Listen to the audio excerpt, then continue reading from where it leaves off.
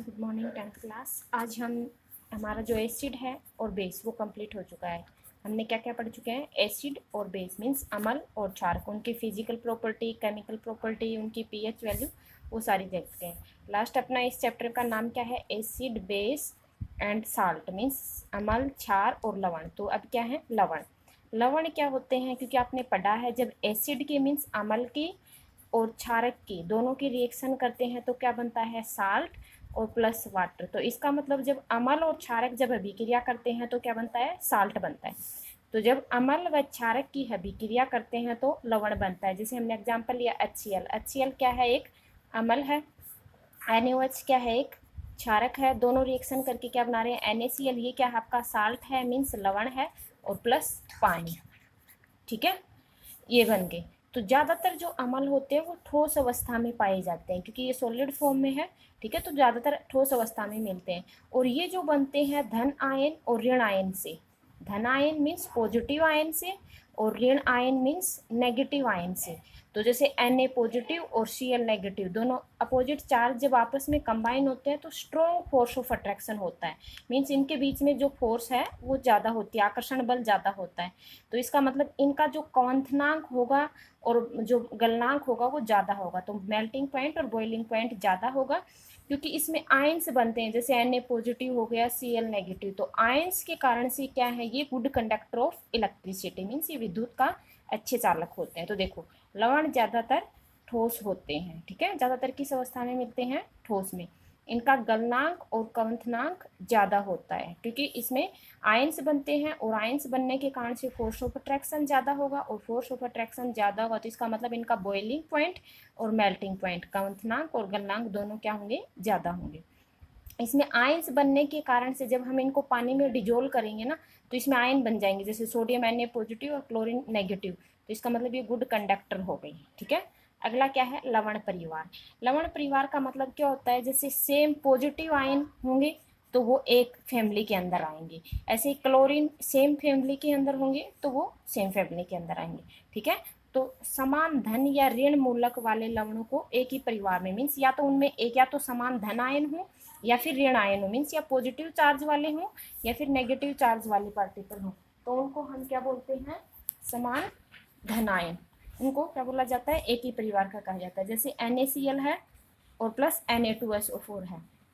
तो NaCl में अगर इसको हम तोड़ेंगे तो किस में टूटेगा? Na पॉजिटिव और Cl नेगेटिव। ऐसे ही Na2SO4 है तो 2Na पॉजिटिव और SO4 2 नेगेटिव। तो इसमें देखो दो सोडियम आयन हो गए ना, इसमें भी Na पॉजिटिव और इसमें भी Na पॉजिटिव।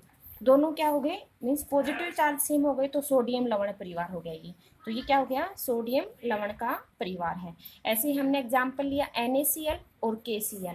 तो इसको तोड़ेंगे तो Na पॉजिटिव और Cl नेगेटिव, और इसको तोड़ेंगे तो K पॉजिटिव और Cl नेगेटिव। इसमें दोनों देखो क्लोरीन सेम आयन है, तो ये कौन सा परिवार हो गया? क्लोराइड लवण परिवार। मीन्स चाहे उसमें पॉजिटिव आयन हो चाहे नेगेटिव आयन हो, दोनों अगर सेम है तो वो एक परिवार की। जैसे इसमें सोडियम था तो सोडियम लवण परिवार हो गया, इसमें क्लोरीन है तो क्लोरीन लवण परिवार हो गया।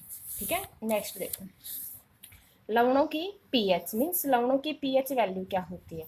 जो लवण होते हैं, ठीक है, जैसे NaCl है, इसकी पीएच वैल्यू, इनकी सभी जैसे तीनों पीएच वैल्यू मिलेंगी। पीएच वैल्यू इनकी 7 भी मिलेगी। अगर 7 हैं तो इसका मतलब ये उदासीन है। ठीक है, पीएच वैल्यू 7 से कम भी मिलेगी, और 7 से कम मिलेगी तो इसका मतलब ये अम्लीय प्रकृति के हैं। और पीएच वैल्यू 7 से ज़्यादा भी मिलेगी। ठीक है, 7 से ज़्यादा है तो इसका मतलब इनकी क्या मिलेगी? ये क्षारीय प्रकृति भी होंगी। ठीक है, तो लवणों की जो पीएच वैल्यू है वो डिपेंड करती है हम किसके साथ रिएक्शन करवा रहे हैं। जैसे मान लो अगर प्रबल अम्ल और प्रबल क्षारक लिए, प्रबल अम्ल का मतलब जैसे Na जो हो गया HCl और NaOH। HCl एक स्ट्रॉन्ग एसिड होता है और NaOH एक स्ट्रॉन्ग बेस होता है। जब स्ट्रॉन्ग एसिड और स्ट्रॉन्ग बेस की आपस में रिएक्शन करवाते हैं तो उस टाइम पीएच वैल्यू कितनी होगी? 7 होगी, और 7 होगी तो इसका मतलब वो उदासीन होंगे। ठीक है, तो प्रबल अम्ल एवं प्रबल क्षारक, प्रबल अम्ल और प्रबल क्षारक जब लवण क्षारक के लवण के पीएच मान 7 होता है, इसका मतलब ये उदासीन है। जैसे NaCl, ये रिएक्शन मैंने पहले भी लिख रखी है। जैसे HCl प्लस NaOH, दोनों मिलके क्या बना रहे हैं? NaCl और प्लस H2O, क्योंकि ये भी क्या है, प्रबल क्षारक, और ये भी प्रबल स्ट्रॉन्ग एसिड और स्ट्रॉन्ग बेस दोनों मिलके लवण बना रहे हैं, साल्ट बना रहे हैं, और उनकी पीएच वैल्यू कितनी होगी, 7।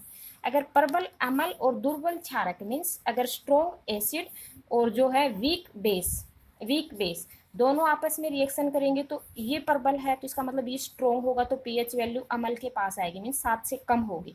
तो प्रबल अम्ल और दुर्बल क्षारक लेंगे तो पीएच वैल्यू 7 से कम होगी, और 7 से कम होगी तो अम्लीय लवण होंगे। जैसे इसकी रिएक्शन देखो, NaOH है, ये क्या है, एक बेस है, मीन्स क्षारक है, ये वीक है, ठीक है, ये वीक है। ऐसे HCl है, ये एसिड है, ये क्या है, स्ट्रॉन्ग एसिड है।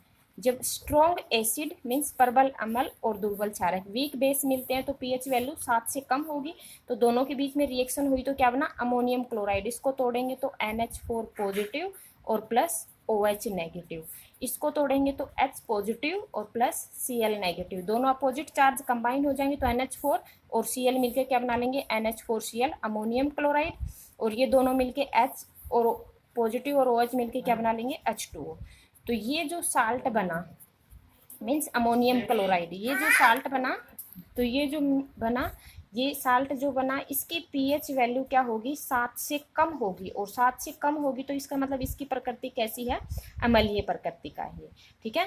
जब स्ट्रॉन्ग बेस लेते हैं, ठीक है, स्ट्रॉन्ग बेस मीन्स प्रबल क्षारक और दुर्बल अम्ल, जब वीक एसिड लेते हैं, जब इन दोनों के आपस में रिएक्शन करवाते हैं तो पीएच वैल्यू 7 से ज़्यादा आएगी, और 7 से ज़्यादा आएगी तो इसका मतलब क्या होगा, वो उनकी प्रकृति कैसी होगी, क्षारकीय। जैसे NaOH है, NaOH एक स्ट्रॉन्ग बेस होता है, स्ट्रॉन्ग बेस का मतलब प्रबल क्षारक, और H2CO3 कार्बोनिक एसिड क्या होता है, वीक एसिड। जब स्ट्रॉन्ग बेस और वीक एसिड लिया तो उस टाइम पीएच वैल्यू क्या होगी, 7 से ज़्यादा होगी, और 7 से ज़्यादा होगी तो इसका मतलब उसकी प्रकृति कैसी है, क्षारकीय प्रकृति है। तो क्या बन जाएगा, इसको तोड़ेंगे तो Na पॉजिटिव और OH नेगेटिव, ठीक है।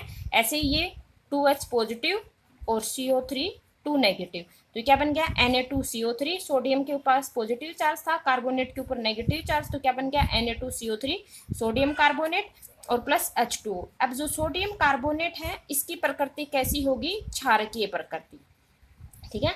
तो ध्यान देना, अगर स्ट्रॉन्ग एसिड और स्ट्रॉन्ग बेस लेते हैं तब पीएच वैल्यू 7 होगी, वो उदासीन होंगे। अगर स्ट्रॉन्ग एसिड और जो है वीक बेस लेते हैं तो पीएच वैल्यू 7 से कम होगी, तब वो कैसी होगी, अम्लीय प्रकृति।